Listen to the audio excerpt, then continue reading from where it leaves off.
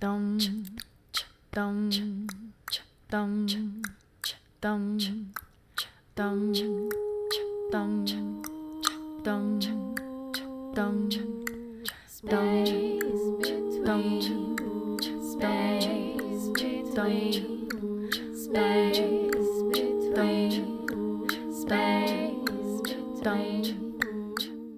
Space between.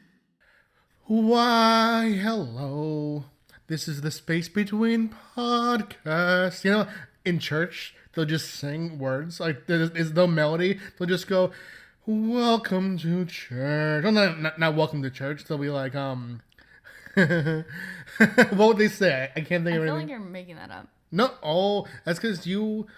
No, I know what you're talking about when they say, like, and the Holy Spirit. Yes, yes. I know yeah, what you're yes. saying. It makes it like a you know? Yep, that's it. oh, nostalgia. Oh, yeah. I But thought- this is not. They still do it, you know? No, but It's just from that when you're I went to a church. fucking heathen is what it is. No. You know? What's this? This is not right. Right? It's Call like... it what you're talking about. Oh. That's good. No, I fucking fixed it is why it's good. Yeah, I've been having a problem the past few episodes. You've been having a problem, period. Well, And that's on period. what do you mean? I'm just kidding. Just because you woke up tired. My real problem is this. Why don't you get a haircut today? I'm quite Hasidic, you know? Well, the thing is that I don't care how I look in public. I care how I look to these fucks, okay? Yeah, so you can still get a haircut for that reason. Well, not today is the point. I will get it before the next episode. I gotta tuck my Why not Hasids today? back because we're doing a fucking episode already. I know. But I'm going to work today, so you could do it. I don't fucking want to do it. All right, I want to then. do it before the next podcast. Okay? All right, everybody. Next podcast. Make note. How does it feel to be a biter? My name is Pat Shand, and this is my stupid wife, you know? Fix this. I don't know what's happening.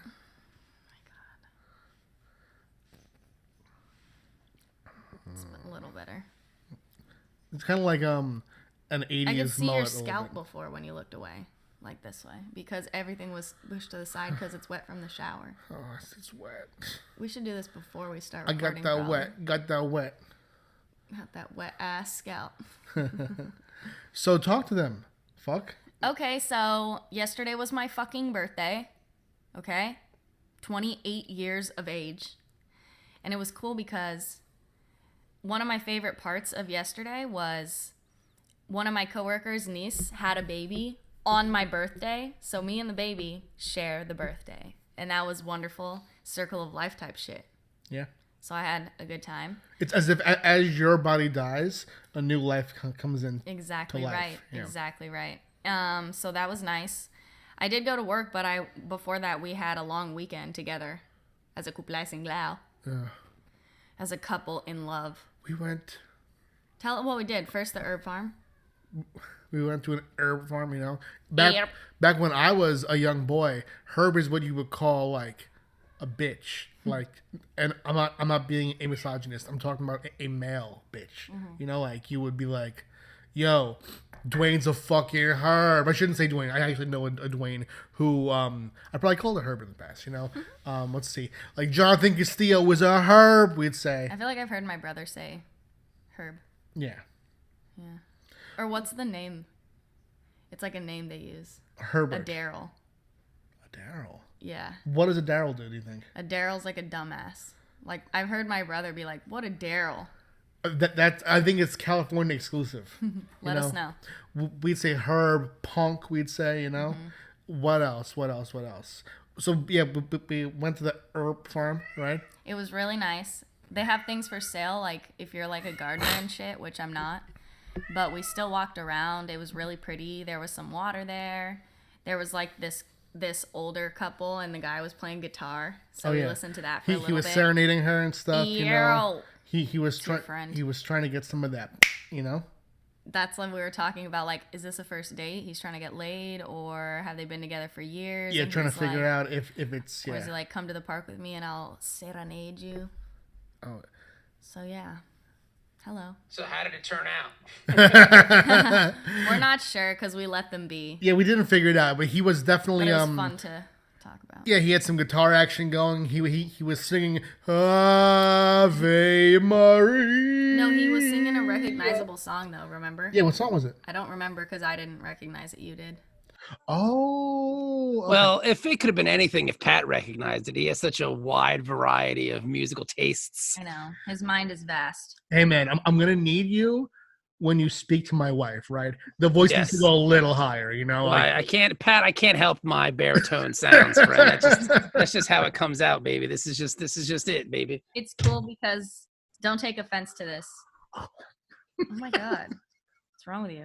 what are you gonna say? Is It what I'm sounds wondering. like there's like some smooth pebbles in his throat and I do tend to swallow river rocks at times just to I'm work on saying. this sound because it happens, you know. Aquarium in there. I'm just Yes, very much so, very much so.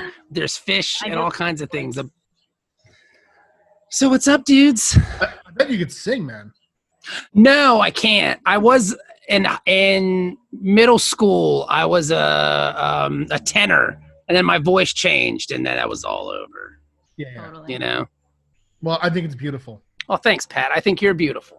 Oh, that's so thanks, sweet. man. Thank you. I'm having a kind of a rough day right now. I'm having It's been like 27 minutes long. I'm having trouble with this right here. I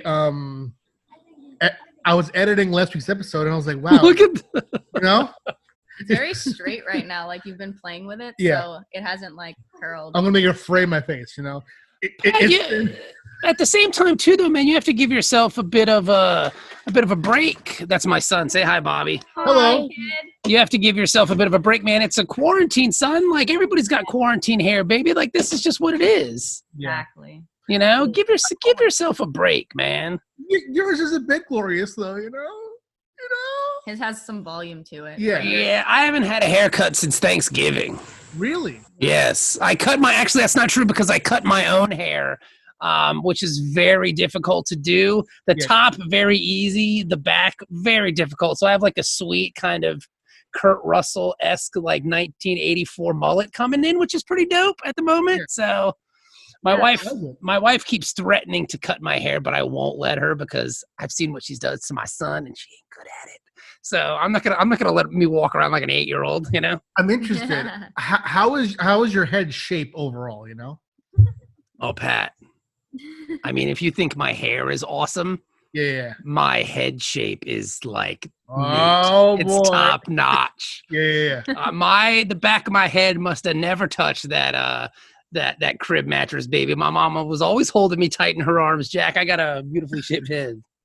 So your head got some back to it, huh? Yeah, but just a little bit, not too much, because I don't want like a log head. Yeah. This is But it's like a little bit of a cube. Yeah. My head's very cube. It looks like, you know how like you were cradled, right? So you had that curvature to the back of your head. Your mom's very bony, so it was like a square in her cradle. Yeah, just flattened out. Yeah. It's almost as if instead of being cradled, my mom took a shovel and bashed in the back of my head. No.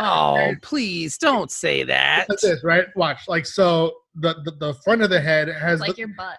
it's much like my butt. I mean, Flat. my entire back. Like, I could lean against the wall and just be perfectly against the wall. You know, every That's- part of my body touches. Pat. That's terrible. Hey, I'm going to copy this link and invite Kevin because he's having a hard time getting in through his Gmail. So can I do that? All right.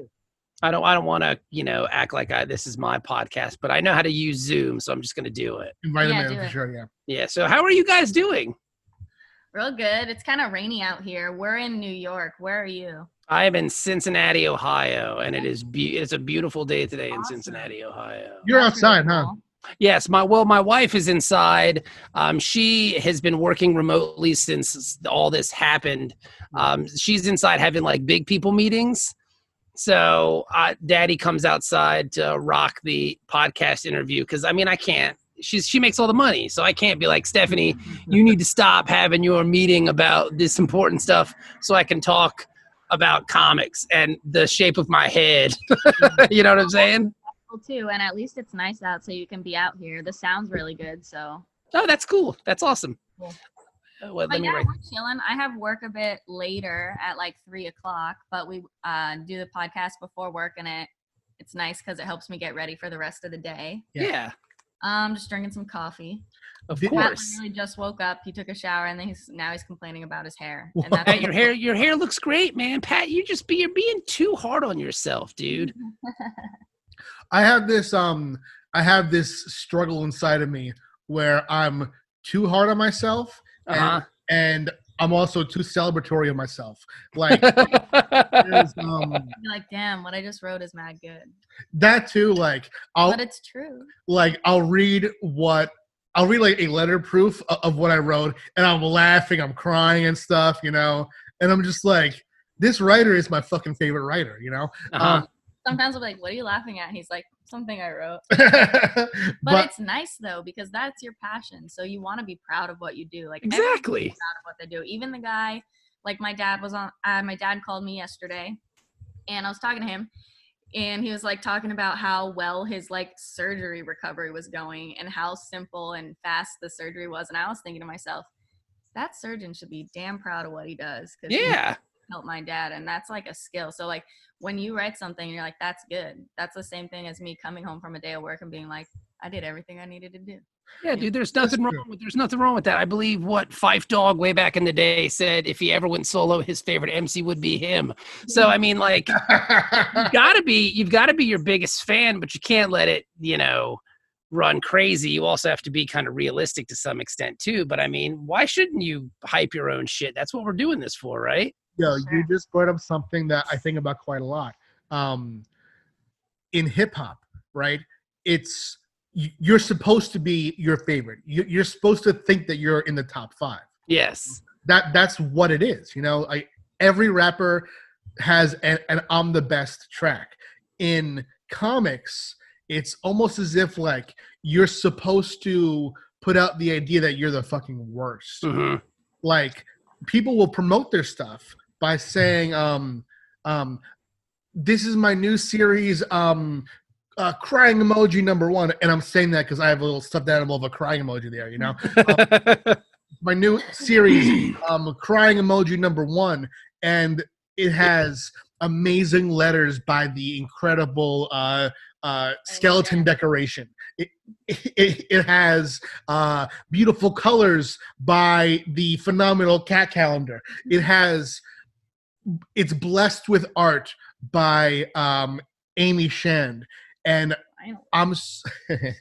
and they're so beautiful for putting up with my shitty script. Like I'll see that kind of stuff, And it's self-depreciating. Yeah, it's like that's how you sell your shit, British. I mean, but I think in comics to some extent, at least the way Kevin and I have always kind of rocked it out, where, and I think you probably have an understanding of this too as well, Pat, the artist does 90% of the heavy lifting. Like if someone looks at me and goes, man, this Metal Shark Bro book is awesome, what they're really saying is, man, this art jumps off the page and I love it. Because it's a visual medium. It takes a long time for people to appreciate writers in that way, because they have to sit down and kind of marinate with the material, and they have to go over it and to find like, clever ideas and themes and things like that. But art just pops. It's important too when it comes to selling the comic. Oh, completely. True. Yeah. You can have a great black and white book, but I mean, if the art sucks, nobody cares. Mm-hmm. That's what I've always said. You could be the greatest writer in the whole wide world, but if your artist is garbage, then your book sucks. You could have the greatest art in the whole wide world, but if your letters are shit, then your book sucks. You know what I'm saying? So I think the writers kind of, at least the better ones, or I think the ones that know they're good, kind of play the background because it is such a visual medium, if that makes sense. That's a good point. I do feel...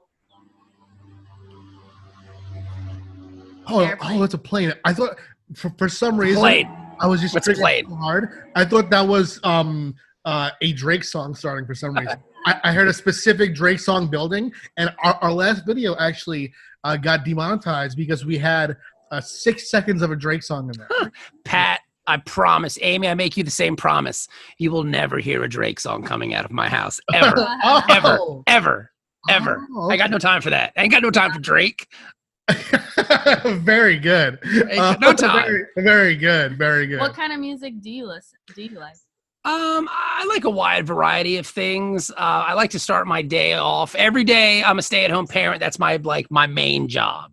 Nice. Every day, I like to set a tone in the morning with the kids because sometimes they'll wake up and they'll feel grumpy and kind of So I like to set the tone every morning. We listen to Ella Fitzgerald and Louis Armstrong again. It's called Ella and Louis Again, and it's a record that they did together that's super fun, and I feel like it's the kind of best way to set a tone because you can't be sad when you're listening to Ella Fitzgerald and Louis Armstrong.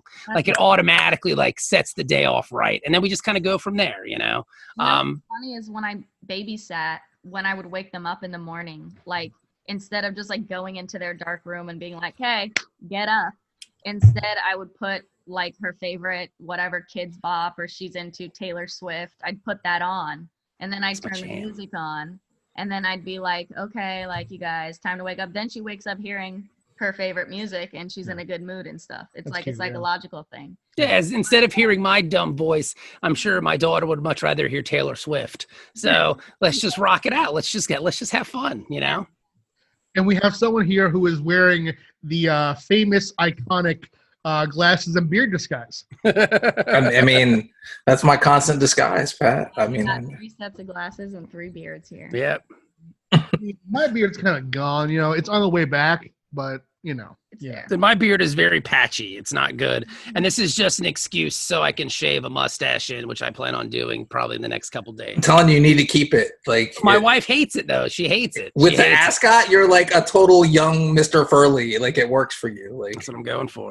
Wait, like, hold on. So she hates the beard but wants the mustache? No. She doesn't mind the actual whole facial hair. Yeah. But when I'm feeling kind of froggy and silly, I'll shave everything down but a mustache and like the little soul patch thing. And it gives off like a weird like Mark Maron vibe, but she fucking hates it. And she's like, I can't even look at you. So I just shave it all off. But this time I'm going to keep it for like at least a day or two. That's my plan. Just shave right before a con, and then you put the ascot on, and you have that whole like Three's Company. Yeah, well, who knows when there's going to be another con though? So I mean, God eventually knows, there will be one day, and you'll need to be like, take a look, that is new. All right, so hold on. I want to, because we haven't even introduced you guys yet. Oh, yeah. And we've just been kind of like talking about my hair, which is like this now. It's you know? glorious. It's not. I mean, I love it. It's not bad. It's glorious. Yeah. It's better than Kevin's. I mean, feel like my I'm hair a is monkey, totally you know? shaved. Yeah, totally shaved down. Oh, but you Hold on. Let me do see. have that monkey vibe. That's awesome. Oh shit! Yeah. Hold on. Can I see? Yeah, That's just before shave the it low hat down. comes off. Kevin doesn't take the hat off. I'm like an action. What? He's bald. I'm not bald. No, I saw hair there. Yeah, there's hair. I just don't. I'm just used to being a single dad, so I always threw the hat on to go out. So Gotcha, it's gotcha. now a habit. Like every time I just put the hat on. So Yeah. it's become a weird habit. Protecting your face from the sun, which is And COVID and Yes, that's other true. things. That's what the beard is for. It's a COVID. This is like yours is Oh, full face. that's long, huh? yeah, it's long. It's like a nice and thick beard, like a Viking beard, All right, so welcome to the podcast. which are from Scandinavia. Me? Oh yes, yeah. We play this game called BrainQuest. Okay. It's designed for 5th graders. You know, it's I don't know the answers. yeah. We don't know the fucking answers. It's Listen, But I know Listen. now. Amy, listen. 5th grade is fucking hard. I have a 5th grader in my house who is currently 5th grading it up, and she comes to me with stuff, and I'm just dumbfounded. I'm like, I have no idea what this is. I don't know where we are here. Let's find ourselves a Google video. Yeah. Especially with math, I got no shot. Social studies, I'm a little bit better. But the math stuff, please. Forget it. same. In Please. fact, we're going to bring up BrainQuest and ask you guys a few questions. Oh, shit. All I'll have to grab my daughter. She can rock them out. Better than a 5th grader.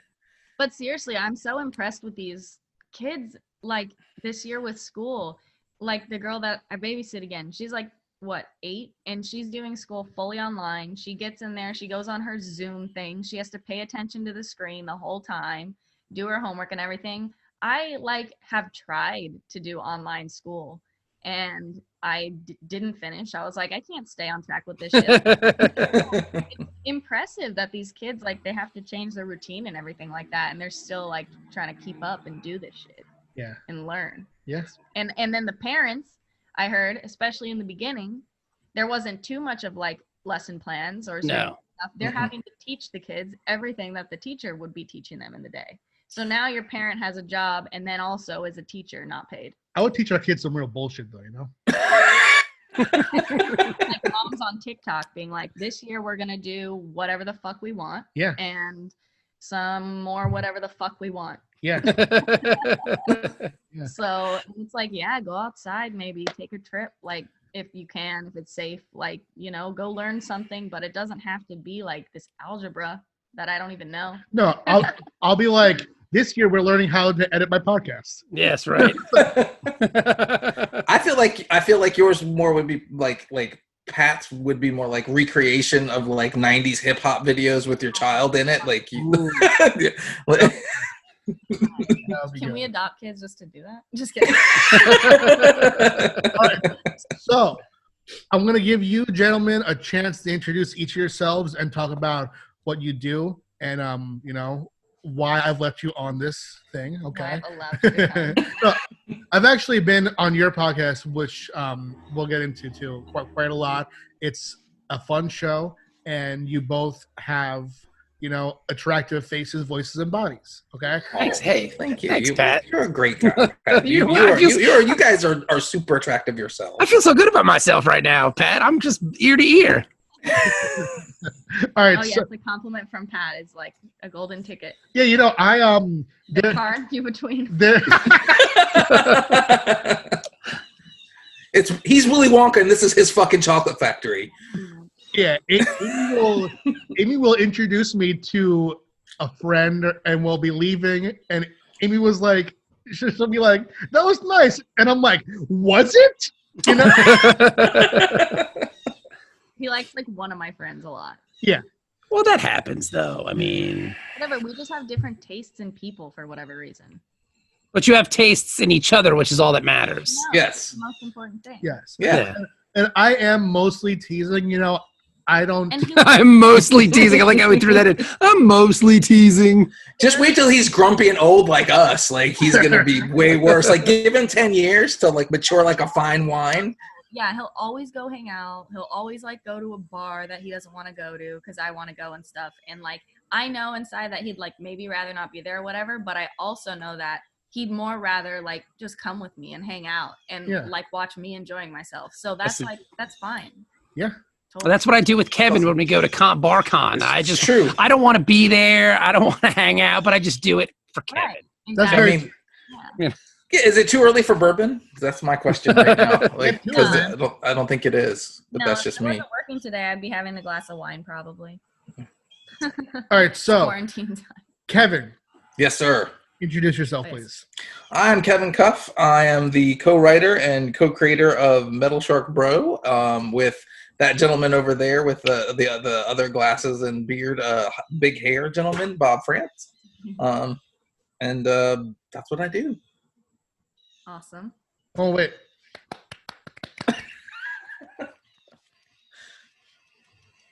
Now, Bob. My name is Bob Frantz. I am the co-writer and co-creator of Metal Shark Bro and a bunch of other things that we're currently working on that don't really have homes per se, that we haven't kickstarted yet. So we're kind of just in the process of making these books. I feel that we're on this podcast because we appreciate Pat and his hip hop stylings and TikTok videos and all the videos he puts up online. I'm always cheerleading you, Pat. I love them videos you be putting up, son. And we've never actually met Amy before, so it's a pleasure to meet you. Yeah, totally. So yeah, man, I think we're just here because Pat has he has good tastes. And he has a fond place in our hearts Thank you guys. from HelloFresh and our interesting podcast. That was an awesome podcast. Oh, yeah. So yeah, you guys have a podcast, and Pat was a guest on there, and That's what, right. you're talking about food. It devolved into that. I think we were supposed to talk about comics. We talked about everything under the sun, pretty much. But I mean, like, no offense. I mean, I love you, Pat. But I mean, like, I think people would rather get to know you than your process. I think so too. Yeah. You know what I'm saying? Like Yeah. everybody's I mean, because I guess there are kind of process junkies out there that love the to see how the sausage is made, if you will. But I think you'll build an audience if people kind of fall in love with you.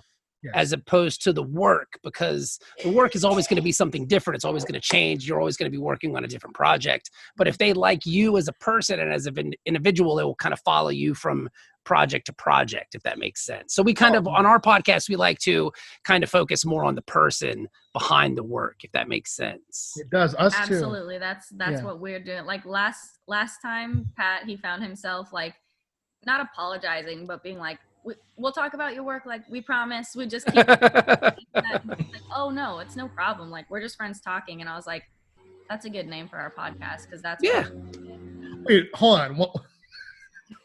What?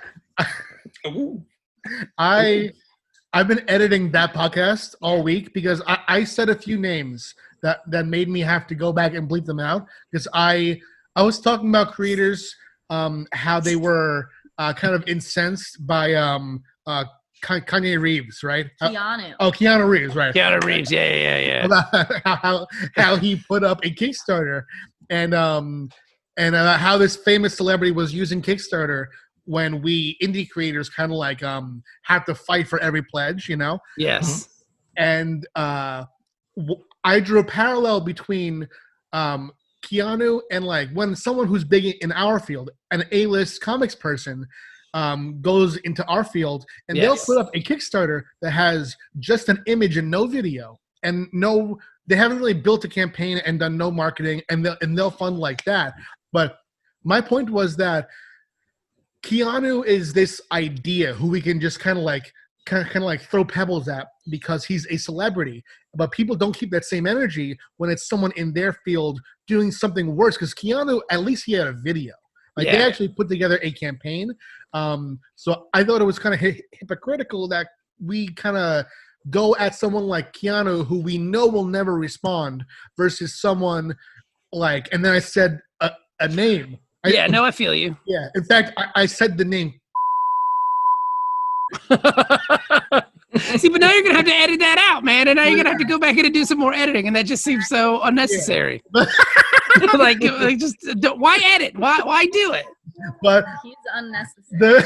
No, Pat's not unnecessary. The reason why I was laughing though was because I spent hours with this podcast, like just making it right too, because we had a little bit of a delay, so I was cutting things out.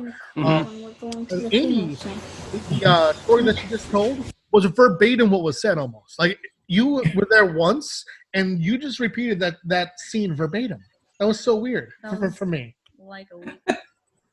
Not that big deal, is it? I mean, you don't remember things I asked you 5 minutes ago. Because I'm a huge stoner or something? Yeah.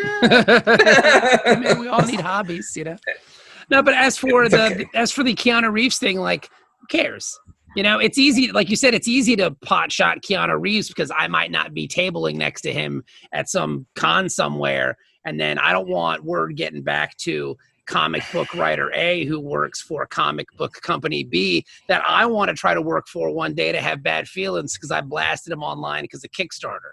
Yes. Exactly. You know what I'm saying? So I can look cool and tough and say, F you, Keanu Reeves, but it doesn't mean anything. And more than likely, the person who's backing Keanu Reeves' book isn't going to back Ninja Nuns, which just wrapped up on Kickstarter at 245% over, at funding. So it's not going to be, it's not going to be one of those things. So it's like, I don't really have to worry about it. I mean, let Keanu Reeves do Keanu Reeves' thing. Let superstar comic creator do their thing too. It doesn't affect me. It doesn't affect my audience. Well, Ted Theodore Logan's success is not your failure. It's true.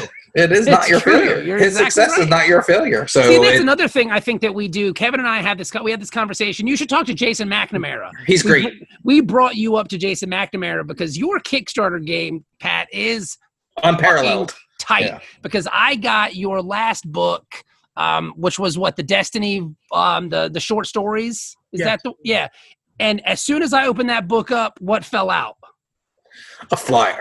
a flyer for your next fucking Kickstarter. The date on it, the project it was going to be, and I called Kevin and I was like, that is the tightest shit I've ever seen because That is genius, is what he said. because you Yeah. understand the Your power market of Kickstarter too, and your your market. audience. Yeah.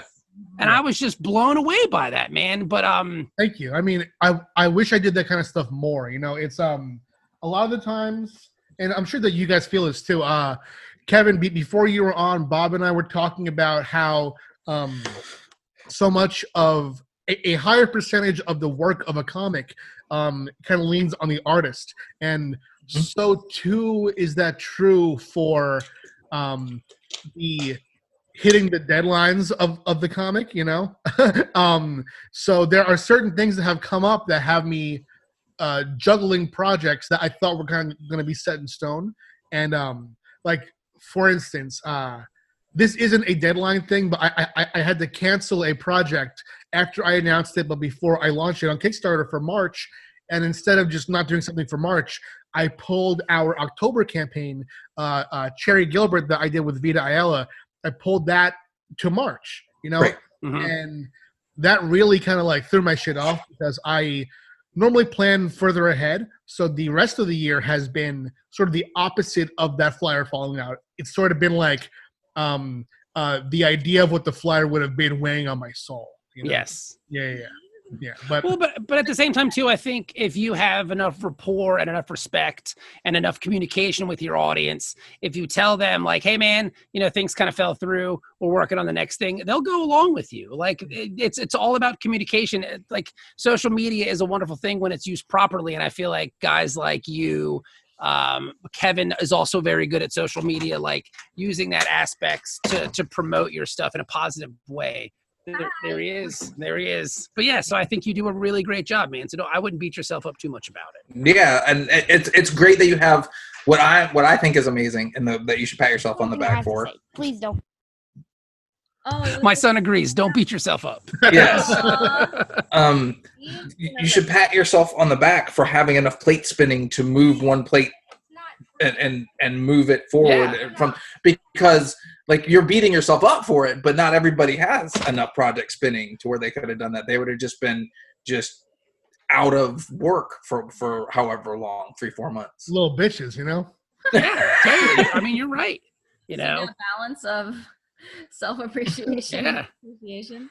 See, but I think what my original point though was I don't think we allow ourselves to enjoy our successes. It's like I was talking to my friend Jason McNamara and we were talking about Kickstarter and he was like, so what's your goal? And I told him and he's like, well, how much do you want? And see, and that just skews your whole mindset because you should be happy that you hit your goal. Yeah. You know what I'm saying? As opposed to having like a secret goal in your head that you don't tell anybody about because you don't want to not hit that goal. I do that shit, yeah. Everybody does, but that's the thing. And I think that just kind of plays into the whole kind of craziness that is kind of creatives in some way. Like enjoy your success. If you asked for $3,000 on Kickstarter, which is no small amount of money, and you got $3,001, be happy that you hit your goal. Don't be mad at yourself because, well, I really wanted 45, because then you should have asked for 45 and then you would have maybe hit that too. So just allow yourself to enjoy the success that you achieve, if that makes sense. No, it doesn't. You know? Yeah, it does. Yeah, it's the Kickstarter thing is rough because who posted about this recently? I think it was Justin Gray posted about how it has become a game for him too. It's become this sort of like it hits highs and he chases those highs as he watches his campaigns climb. And you know that's true for me too. I feel like there's no more freeing and also more boring day for me than the day after a campaign. There's nothing to check on, and this is happening for you probably now too. That there's no real number to chase now that you're done. You've succeeded, and there's the win to that. But there's also that like there's an empty spot in that sort of like dopamine that you would chase through seeing people give you money or seeing a real fucking bastard cancel a pledge. You know. I feel like you say that though, and it's true, but I've seen you work on Kickstarter and like they said, like when you have a Kickstarter campaign running, like you are like on running a marathon.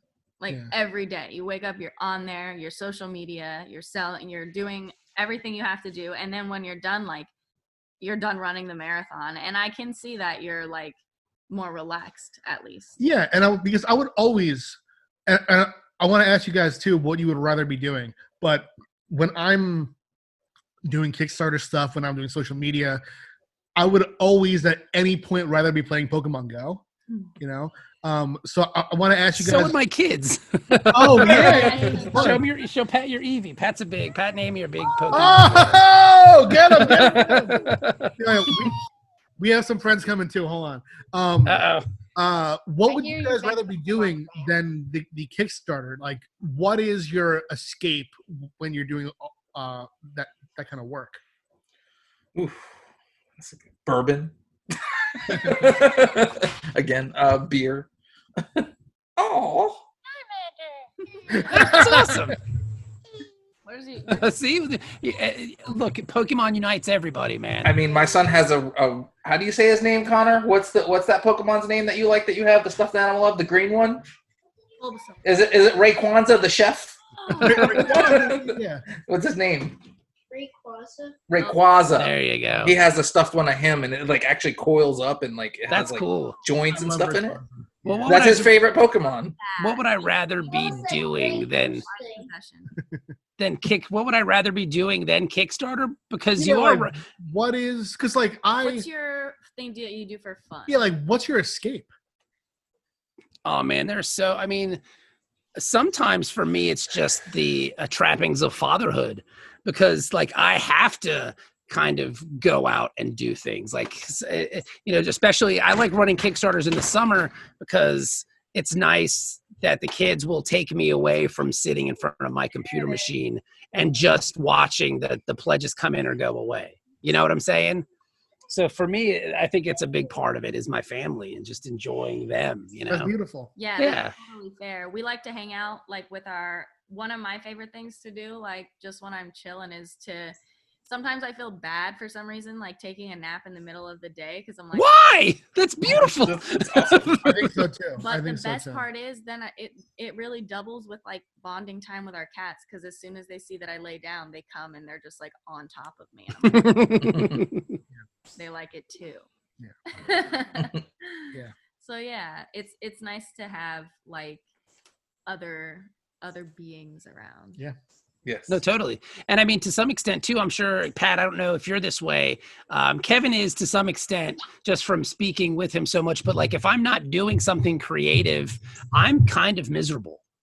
Like I need to be working on something, whether it's always, like shooting ideas back and forth over text messages or emails. It's always something. Yeah. Or whether it's just walking around the house, like picking up clothes, thinking like, well, what's the next beat in that scene? What's the next line that character is going to say? Like even that stuff just kind of keeps me motivated and moving. So like if I'm not being creative, if I'm not working on a project or a pitch or a scene, I'm kind of miserable. And my daughter likes writing comics too. She's very good at it. She's got her own book that she works on. Oh my gosh. Yeah, what is your book called? What's your book called? My book is called The Puppies, and it's about Bear, Pupcake, and Teapup, and they move into a new house and decorate, and they have to find hamburgers because they're hungry. They're looking for hamburgers. It's super cute, man. Like, and she works at it. And we were talking today about how can I do this? How can I do that? So it's kind of fun to go over the process with someone so young who's just trying to figure it out. It's awesome. Beautiful. Yeah. That's awesome. Do you have like drawings at all of the characters? Sophie, do you have drawings at all of the characters? Go get your book. Why don't you show me them, and why don't you email me a couple so I can make them out of clay? Okay, we can do that. That's awesome. That would be so fun too. That's so cool. Yeah, like one time I went to, what was it, a Girl Scout troop? Yeah, I went to a Girl Scout troop. We did a little like to become one. Clay making tutorial and a how to make comics sort of speech. Remember, get into the comic book industry. And that's awesome. I love it, man. I love kids. I have 4 younger brothers. My youngest brother's like 16, I think, 17. But I just think that they're so cool. And when I babysit and everything too, and hanging out, like my friend has a kid, you start to see them looking at the world and stuff, and you try to like see it the way they're seeing it. Yeah. And it's so cool. Like everything is so exciting and so new and fun, you know? Yeah. That's a good point. Imagination is like still running wild. Holy cow, that's awesome. Let's see it. That's the cover of the book. How many pages is your book at this point? Man, I want to make a 8 book. pages. It's like 8 pages front and back. It's 9 pretty pages. 9 pages. See, show them some of your stuff. It's pretty cool. It's like a little Pomeranian that has like an outfit on, so it looks like kind of like a unicorn. That's beautiful. Yeah, and she's just rocking it out, man. She's having fun. That is so cool. That's really There's Ira from Metal Shark Bro. She totally stole our IP and put it in her book. There he is. Cease and desist, baby. She's getting that cease and desist. Just wait. I think funny. So she has fun, man. Wow. And that's like, amazing. and we went to Raina Telmeyer came to town. Sophie is a 10-year-old girl, so she's obviously into Raina Telmeyer because they all are. We went to a talk with Raina, and it was amazing. Like, talk about a rock star. Oh my God, it was the craziest thing I've ever seen before in my whole life. Look at that. It's awesome. It is awesome. Yeah. I seriously like- love that. That's really neat.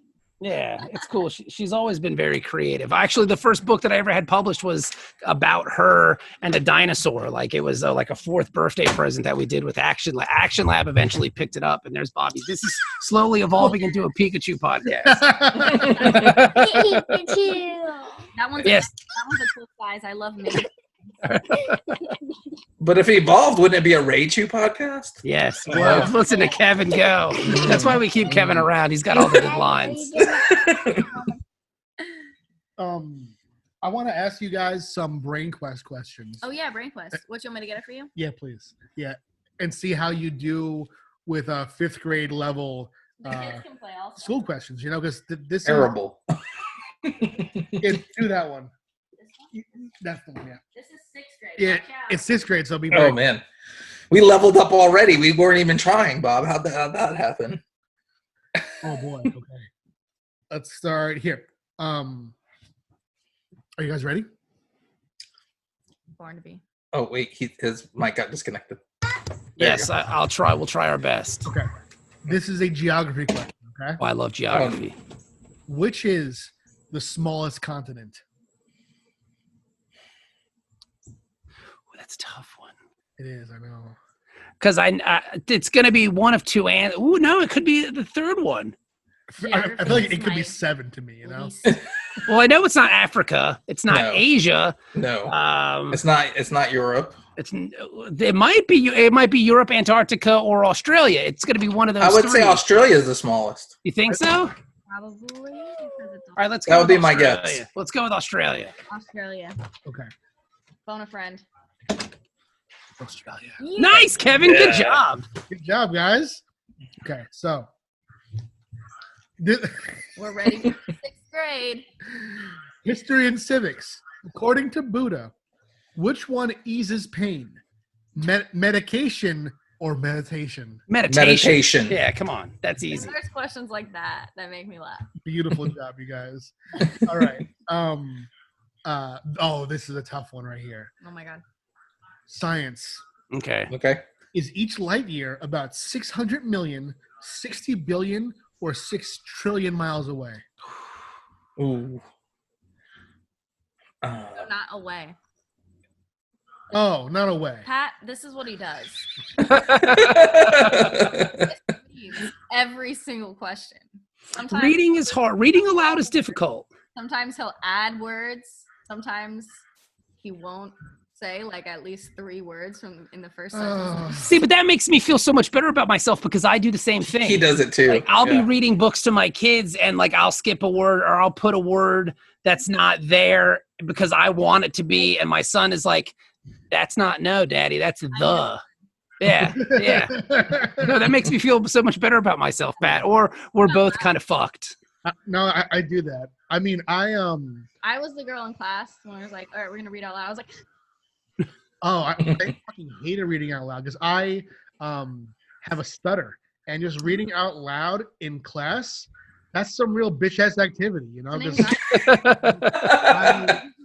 Because there's no time that I will stutter more than when I'm thinking about stuttering. Right. You know? Yes. Right. In fact, there is a friend of ours that I want to have on the podcast, but I've never invited him because he has a stutter. And I feel like the entire episode, it would take fucking 6 hours with the two of us. You know? All right. So is each light year about 600 miles, 60 billion, or 6 trillion miles? I would go 6 trillion. I'm going to agree with Kevin. We're a team. We're a writing team. That's correct. Damn, you guys are good. Well, we're very smart fifth graders. And they're homeschool teachers now. See, that's true. That's true. This is the kind of shit I can't fucking believe it is on this thing. What, the medication one didn't? What was one of the first radios invented by Enrico Fermi or say that? Marconi. Marconi. It's Marconi. Guglielmo Yeah. Marconi. It's Marconi. Well, because I worked in radio for like 10 years, and the awards they give out are called the Marconi, so I kind of knew that one anyway. Oh. And I knew it from Jefferson Starship. Marconi does the mamba. Yeah. Listen to the radio. That's Yeah. why he's related to the Good radio. sixth graders. It's so cool when there's a bunch of different brains here. That's You know, it reminds me of the movie Slumdog Millionaire. Have you seen That's a great movie. a great movie. Yeah. He knows all the answers. He does. Yeah. This is our last one. Are the Adirondacks in Maine, New York, or Pennsylvania? The Adirondacks. Adirondacks in New York. Yeah, they're in New York. Yeah.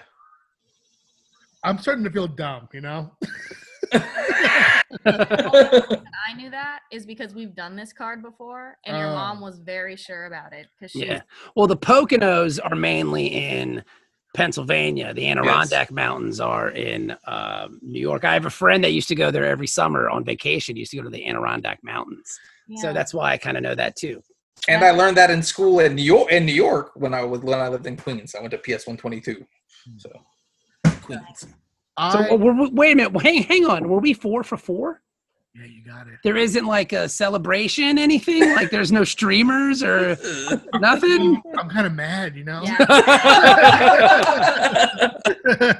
So that's a reward. There you go. You know what? I'll take that. The fact that Pat is seething with rage makes it worth it for Kevin and I. He's That's just going to make a battle rap about you on TikTok. Oh yeah, dude, it's coming. He's gonna spit some evil stuff. You're going to get the Ginger Nos battle rap, and then you're not going to be able to get back at him because you're going to be like, that time Jay-Z was like, I got nothing. Yeah. A new friend, and I sent her one of Pat's like TikTok rap videos, and she's like, "Oh my fucking god!" And then like 2 seconds later, he goes, "She just followed me." But I mean, but the thing is though, like that's part of the fun. Follow me. But that's part of the fun of social media. You might as well have the most fun you can have with it. And I mean, if someone sees your TikTok rap and goes, "That's pretty funny. Who's Pat Shand?" and they look you up, then it's worth it. You know what I'm saying? Yeah. It's like anything else. You just do what you can to get your name out there. One comment said, "I hope this is a joke." Oh yeah, yeah, because that Like, was no shit. that was the one. That's the one where I posted a video saying that I'm quitting my writing career and I'm gonna just be a rapper now. And the bars, I think the first one had lyrics, and then it was all just sounds. And by the end, I was like, you know, and he goes, I hope it's a joke. I'm like, you don't know, you know? I can't think of He's making predator noises over there. Yeah. Like a male peacock or something. Don't they make like noise when they put their like tail up? I don't know, you zoologist. I don't know. At the San Diego Zoo, there Yeah. used to be peacocks that just walked around freely.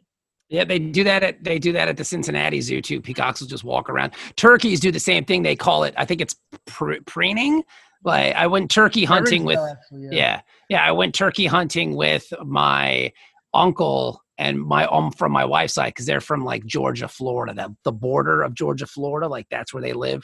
So they took me turkey hunting, and it was frightening and awful. And I secretly was rooting for the turkey because I didn't want the thing to get shot, and it got shot, and I was so sad. Like I was visibly like, this is awful. Like why would you do this? It's such an interesting experience hunting. You have to, I feel like you just have to have a certain like something like in you that's okay with it, because I just couldn't cross that line. Like I'm not a vegetarian. Like I'll go and buy burgers and meat and stuff, but it's already in plastic and everything. Like, I can't look at its eyes. Yes, exactly. There's a separation, you know. I have a rat that's like not doing well right now, and every day I give it like little cat food, like wet cat. I make sure that it's like okay. I couldn't shoot something. Like, are you kidding? Yeah, it's a weird separation because I was just thinking too. I too saw a turkey get murked. I saw an you know? unusually large turkey the other day. Yeah. No. I told the story before because it still shook. Wait, tell it again. It was like its chest stood as tall as this school. I Wait, kid you not. Where'd you see the turkey? It was like a majestical fantasy Where'd you see the fucking turkey? on Old Town Road, Okay. turning off of 112. It was fucking huge. I thought it was a statue to scare away other birds. So I was like driving and I'm looking at it. Its legs were like this fucking thick. And I'm looking like, that's the weirdest statue I've ever seen. And then it moved. Yeah. Straight blew me away. Yeah, it's the I almost Depot of pulled over to turkeys. take a picture. The depot. I almost pulled over to take a picture and I'm still sad that I didn't. Oh my god, it probably would have killed you. Insanely large. I didn't even know. They run away from you. We live back here in the woods, and they're everywhere, like around here. And deer, we see deer all the time too. Can I tell a turkey story? I have a turkey Yeah. story. So we live in like a suburban neighborhood in Cincinnati. We live in Mount Washington in Cincinnati. And it's a pretty big development. It's old. It's been here since like the 70s. My wife and I and the kids were walking around the neighborhood one day because it was a beautiful like fall night. And we walked by some guy's house and he had his garage like cracked open, his 2-car garage. And I kind of looked under there and I was like, what the fuck is that?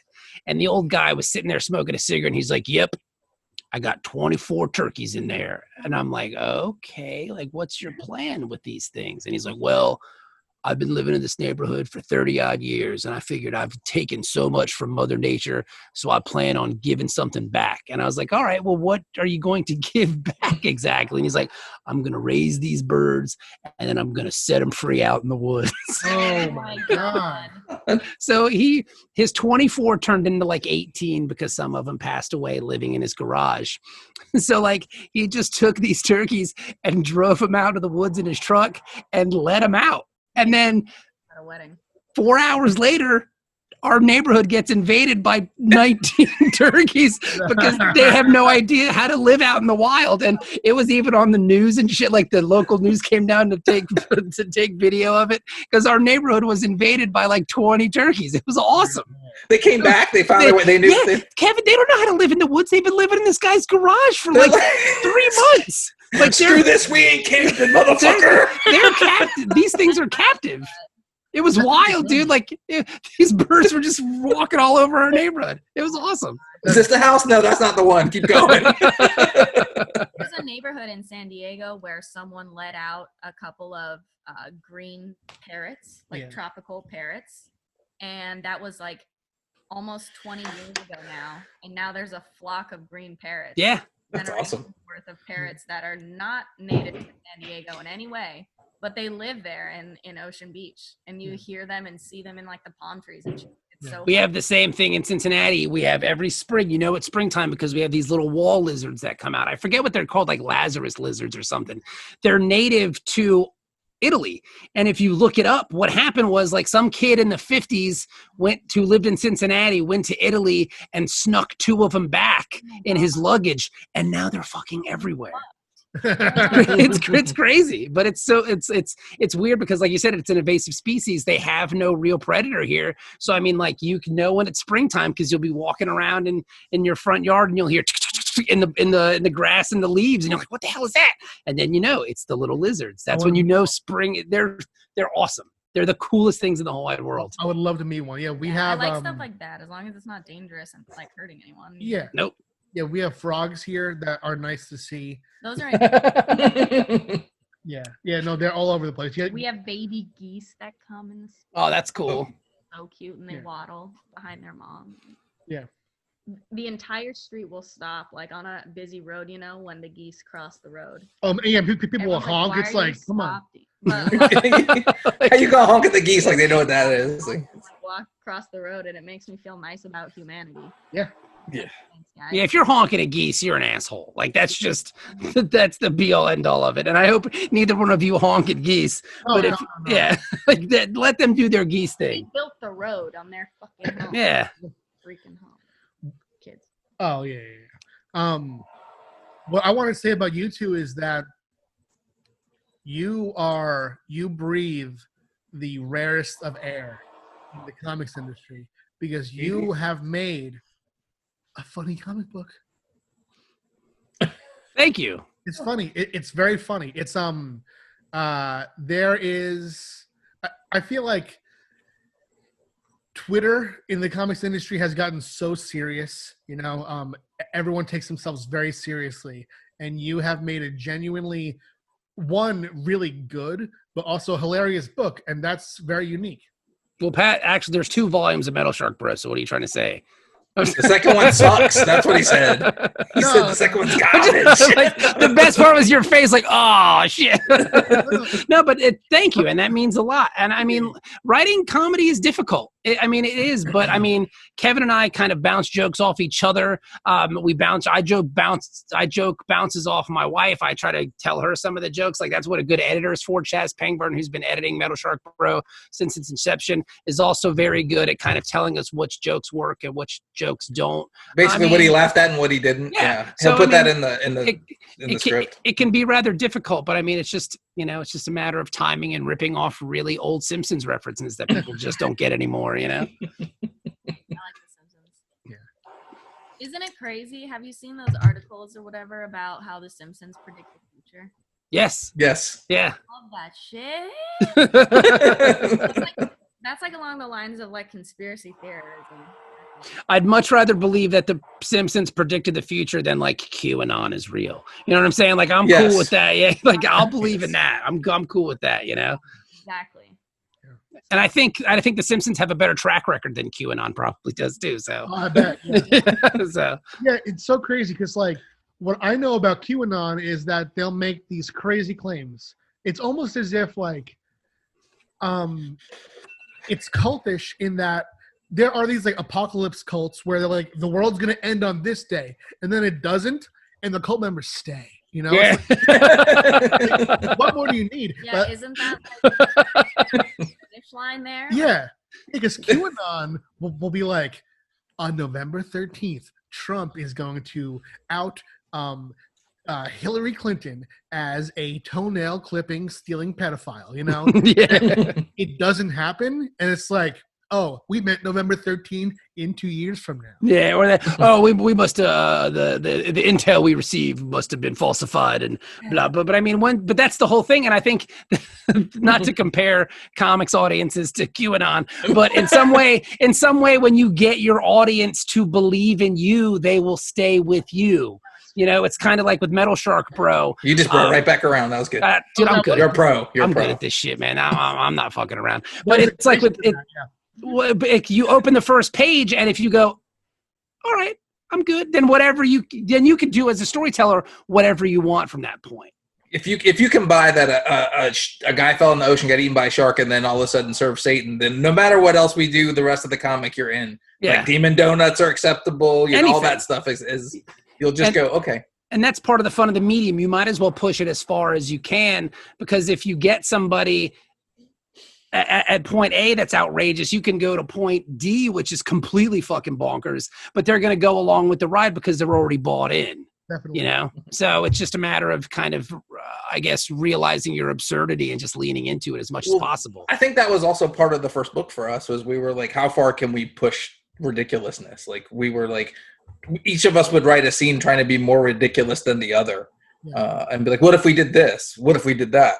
And then the more ridiculous that it got, that got heaped on there, we'd have to tone it back some to keep story sense happening. But then we just were like, what if we had a giant robot? It was just like that. Like we were just like, what can we throw in that we love? Like, because Bob and I both love Godzilla movies with, you know, robots fighting giant monsters in rubber suits. So we wanted to put that in there in some way. So it was more like, what can we throw in on top of what we already have? Yeah. That's going to be okay. And the further we went along with it, we were like, well, all of this works. So like, let's just use it all. And think about the confidence that gives you as a storyteller, where your audience is already bought in.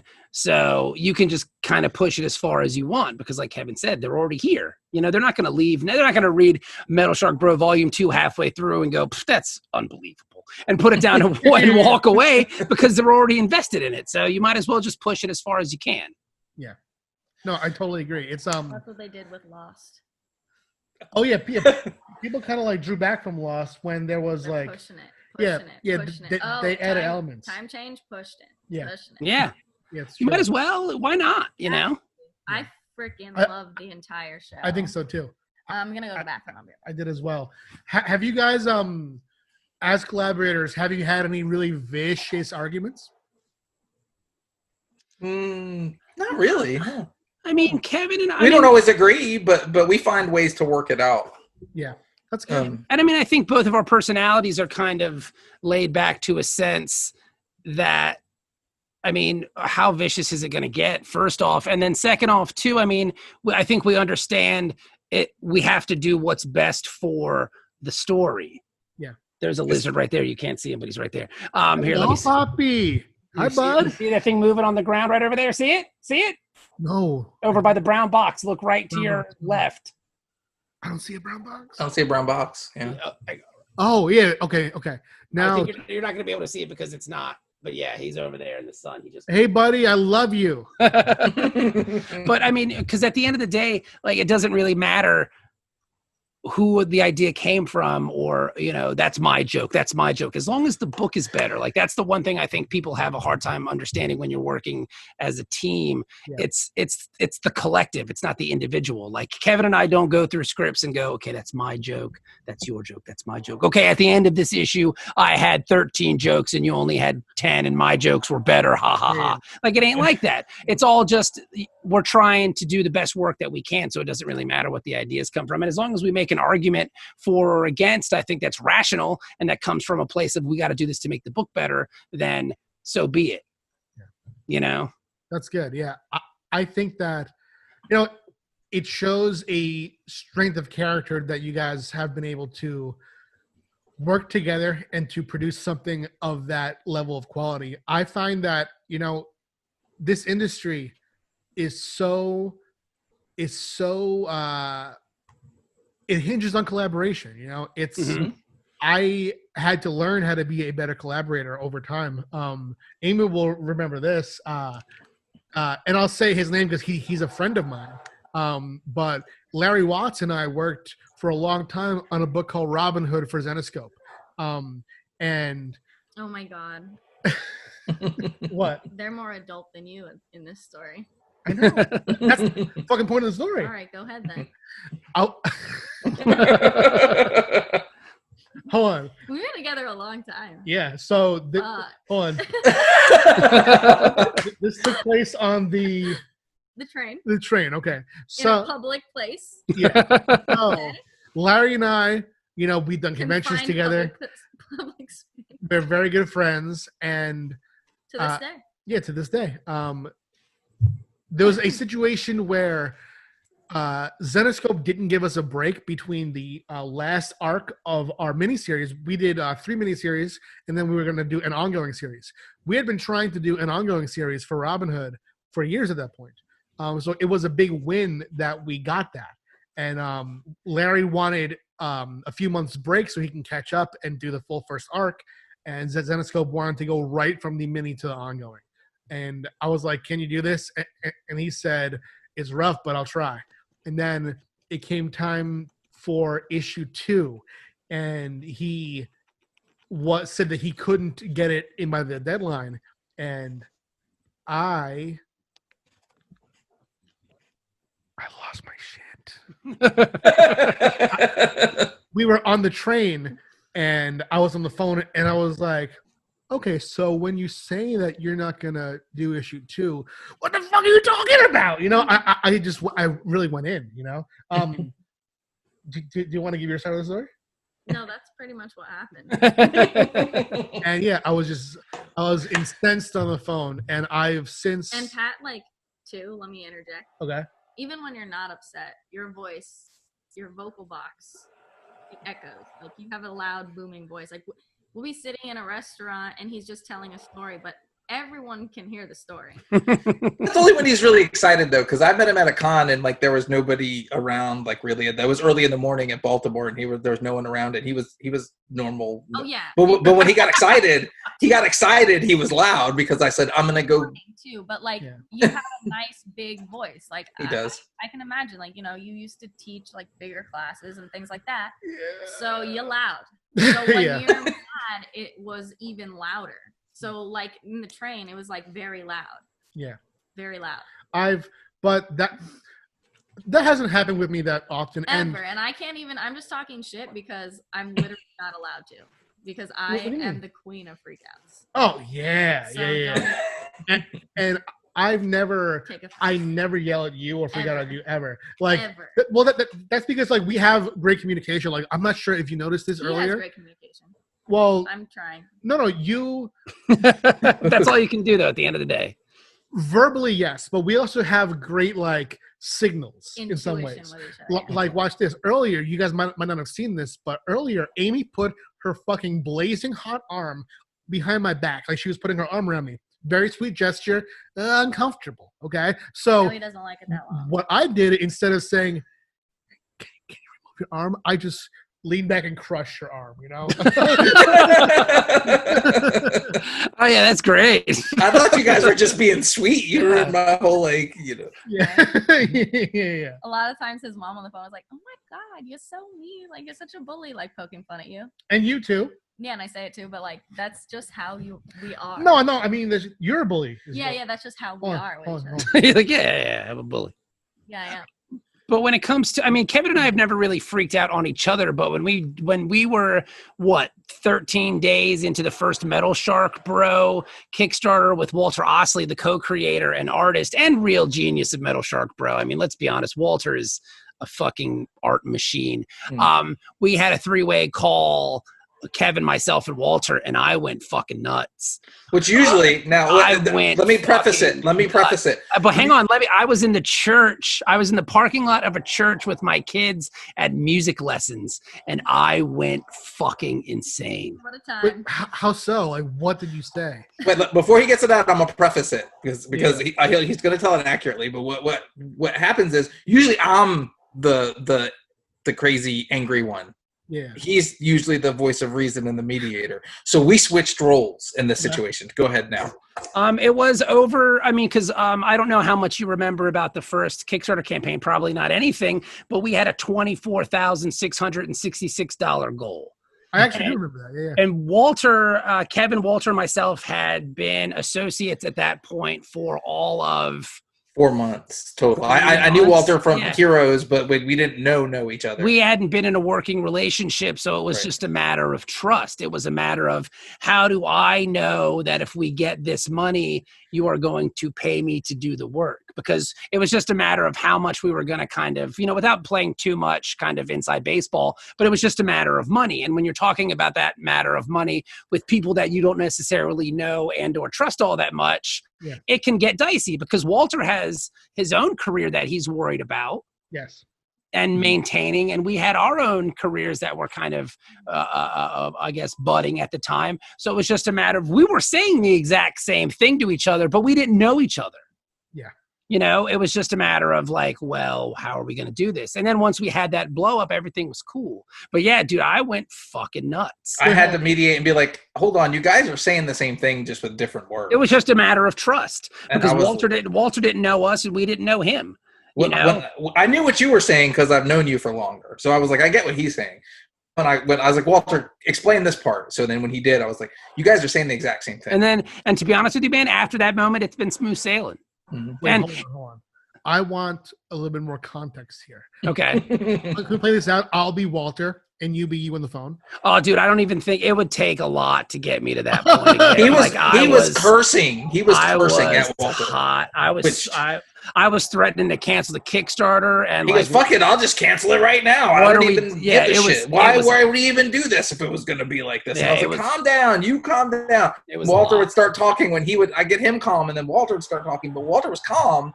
He was just like, "I get what you're saying," but like Walter's very like even keel. Like he's very like, if you watch his Kickstarter, his videos on YouTube or whatever, he's very like that on the phone too.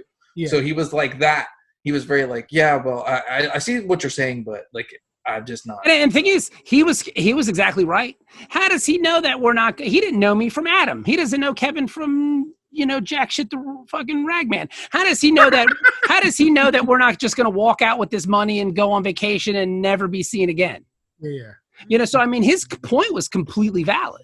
And our point was the exact same, but it was just like, oh, you don't trust me? Well, fuck off. You know what I'm saying? And it got hot. It got hot. But like I said, after that, it's been a treat because Walter knows what we're about. We know what he's about.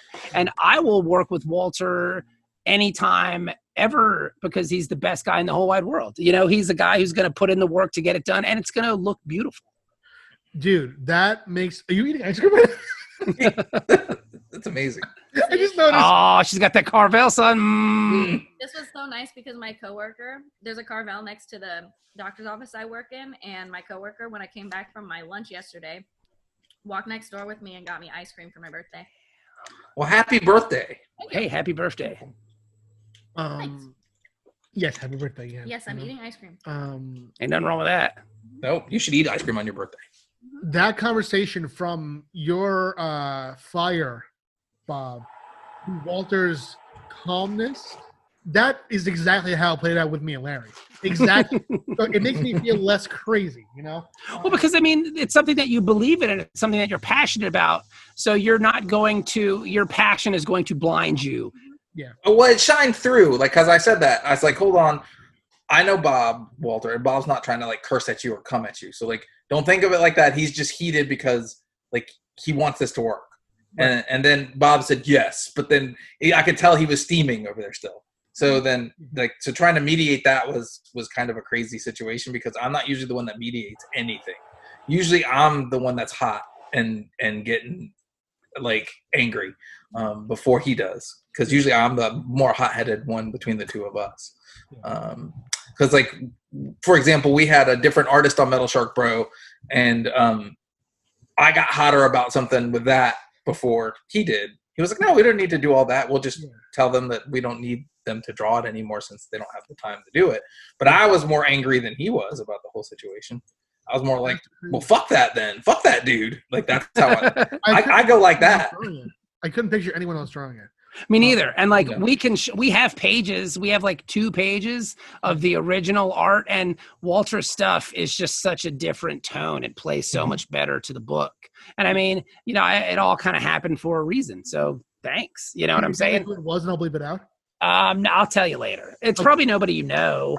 And he's a great dude. Like, there's nothing against him. Like, I would work with this guy again on a different project, but it was just a completely different tone. It was a completely different feel. And it was also taking too long. Yeah, and it was a case of this guy, he was a pro who had pro work, who wanted to do different things, but he couldn't pull himself away from the pro work because that's where he was making his money. Mm-hmm. So you get it too at the end of the day. I mean, because at the end of the day, everybody's just trying to make money doing this. And like, am I going to take a 6-page pitch and try something out? Or am I going to take a licensed gig from a publishing company that's going to pay me as soon as the work is done?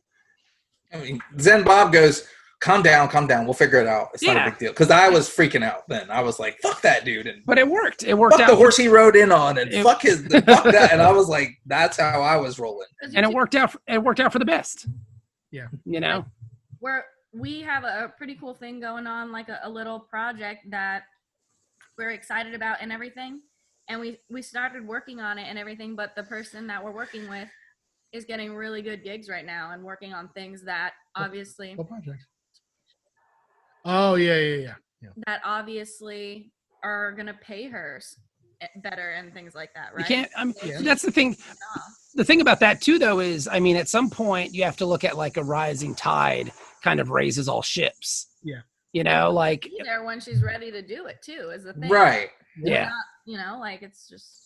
We're working with a dude right now on a pitch who's got another thing with another publisher that's already been greenlit.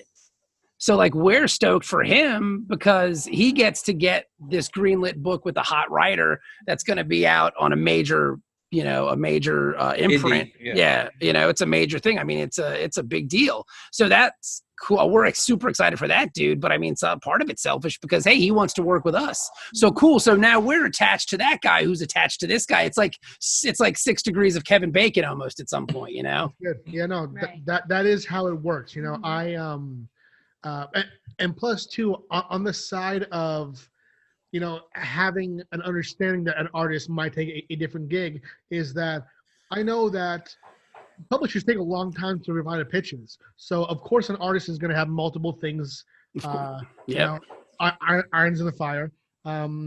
So yeah, I have also had to learn how to not take it personally when an artist ends up not being able to do my book, Mm-hmm. Now it's getting a little bit late. I have to get Ben and Jerry over here up to work.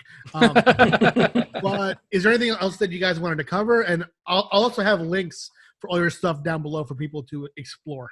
Oh, that's cool, man. Thank you. No, I mean, Yeah. our Kickstarter wrapped up yesterday. We funded, so that's awesome. We're enjoying our success from that. Tomorrow, I'll start working on the surveys and all that stuff and getting this thing rolling. But no, dude, I mean, I don't think there's anything else, man. We're good to go. Yeah. We have what? Guys. I'm sorry, Amy, go ahead. No problem. I was just saying it was really nice to meet you guys, and it was really sweet to see your kids. Yeah, my kids are pretty great. They're wonderful little human beings. That's great. But yeah, we have. It is great to meet you. We have the Stairway anthology that's coming out. Yes, we have that. through Top Cow. Image Oh, Top Cow. I Yeah. didn't know that you guys were in that. Yeah. It's a cool story. We'll tell you about Okay, it. That's awesome. We Congratulations. could do that real Thanks. fast. We could do that real fast. Tell them about that story real fast. We'll tell it later. Let's. So we got that coming out in what? October. October. Yeah, so that'll be out in October. The Ninja Nuns Scout picked that up for us, so we're going to put that out. I think that'll be out in November. Or And December, then yeah. the Metal Shark Bro Volume 2, that'll be out in October as well. So we got a lot of stuff working. That's a good feeling. Stairway have anything to do with the staircase? What? I don't think so. What are you talking about? It's a true crime story. Oh no, it's about the Stairway was a Top Cow book they did about the afterlife. So in that they had like an anthology thing on their Kickstarter. So we pledged to that, and so we got into that to do at first I think it was a 10-page story, but they shortened it to like 6. So we wrote a 10-page story, we shortened it to 6, and then we got Christian Dabari to draw ours because we love Chris. He's the a best. great dude. Yeah, and we did like a horror thing, which is not normally the genre we dip our toes into, but we did it just to be we have some horror things, and a lot of the stuff we have that's horror is more like campy B horror because we both love like Army of Darkness, Evil Dead stuff.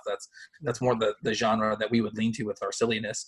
But this was actually particularly an idea we had because we wanted to do something kind of like. Did you ever read the old Savage Sword of Conan books when you were a kid, like the old big magazine size joints? I did. Yeah, I love those things. Artwork, but I didn't read them. Okay. I mean, it's weird because it's one of those things that I remember getting when I was a kid, and I'm just going to be totally honest about my reasons for getting it. I was like a 10-year-old kid, and I'd walk up to the drugstore where they sold them on the rack, and I could get one or two Savage Sword of Conans for what I normally get like 5 or 6 regular comics for. But like there'd be like a Joe Jusko drawing on the cover. It could be a Joe Jusko art, like which is really hot painted art. Like it was nice. And it would be like a girl with big boobs in Conan. So I was like, I'm 12, I'm getting the big boob book. That's what's happening. Yep. I'm 10, I'm 10, I'm getting the. Yeah, I'm just being real. Like, so like, that's what I would do. I would get the Savage Sword of Conans, but then they'd be in black and white. And then the interior art would be by somebody different, like Ernie Chan. But then like, no matter which one you got, it wouldn't matter because it's just whatever's in there's the story.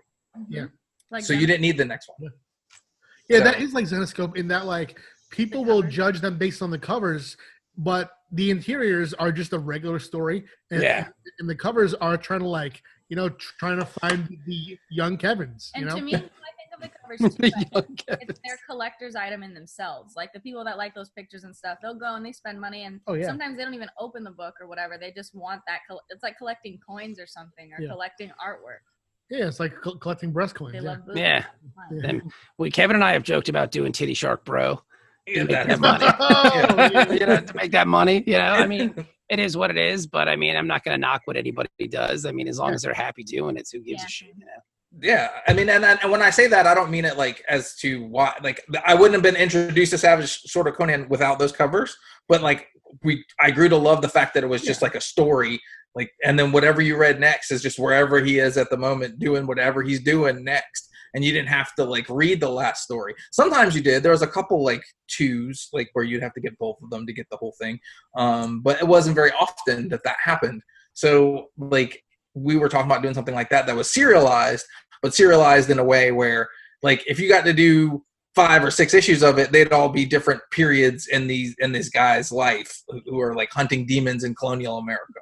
Basically, is what it is. Like, basically, the idea was like the Pilgrims are actually devil worshippers, and that's why they got kicked out of England. They came over here, and they had it took them time to enact their plans of what they wanted to do with the new world, and they actually. It started to happen when the colony started to develop. So, and all these demons got unleashed. And the dudes that are fighting the demons are 2 outsiders, which would be a Hessian mercenary and a Buffalo soldier. That's cool. Nice. Nice, man. I like retakes on history. Yeah, I look forward to reading all the stuff that you guys do. Do you ever plan on doing solo stuff, or are you like a fully married team? Because I see you guys sort of like as the Snoop and Dre of comics, you know? Who's who? No, I mean, like, comics are more fun working with someone else, you know, and we can get more done this way, you know, like we've done stuff apart before, and we have more fun doing it this way. Yeah, you know, I think your ideas become kind of fully realized, and Kevin will, you know, I'll have something that I'll run by him and he goes, yeah, that's cool, but what about this? You know, so we just kind of, it's always kind of a fun game to play, you know. I enjoy the process of it more. And as you were mentioning earlier, like the collaboration thing, it is difficult, but like Kevin was in a band forever. I worked in commercial radio with 3 other people in a room. So again, at the end of the day, like it's like a game of tennis. You're just hitting the ball back and forth. And the idea kind of grows and gets better as it kind of comes. And sometimes we have like really separate ideas that we just smosh together into like one cohesive idea. Like he might be on this, like, let's do this sci-fi thing, but like, what if we do this sci-fi thing mixed with like horror, and then we mush it together and like make a thing out of that. Like horror, campy horror, sci-fi. Like there's nothing out there like that. Let's try that. Like, Totally. Yeah, I mean 1, 2, 3 into the 4. Oh my God. Bob, Frantz, and Kevin Cuffe is at your door. Wow. So back on up, because we know we're about to fuck shit up. All right, That's you guys. right. Thank you for doing Thank this. you. Thank you, man. Thank you for having us on. Amy, You have to come back on Word Bros. Yeah, come back on with, Word Bros. with Amy. Amy, bring Amy. We're ready for fucking tonight, you guys. Oh my God. No, I can't because I'm recording my Star Trek podcast tonight. Maybe we need guests though. So That's awesome. He's total nerd. yeah. Thank you, guys. Thank you. Thank you. It's so nice to meet you. Nice to meet you too. How do we do this? How do I do it? Believe. There we go. Yeah. I'm gonna give clips some over her. I love you. I'm just letting you know. I was about to fart, and then it ended up not being one, and I stopped it in the last fucking minute. Why'd you preface that with "I love you"?